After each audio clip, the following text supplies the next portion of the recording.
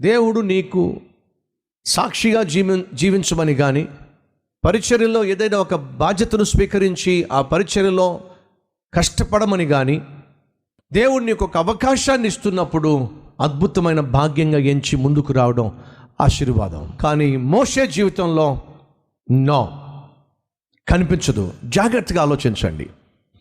మోషే తన శరీరం మీద ఆధారపడినప్పుడు గుర్రంలాగా రంకెలేశాడు. ఒప్పుకోరా? తన శరీరం మీద ఆధారపడినప్పుడు, తన ఖండబలం మీద ఆధారపడినప్పుడు కోపంతో ఆవేశంతో రగిలిపోయాడు, రంకెలు వేశాడు. ఎవడెవడో అని చెప్పి ఐగుప్తుడి మీద వెళ్ళిపోయాడు. అది కాస్త బెడిసి కొట్టింది.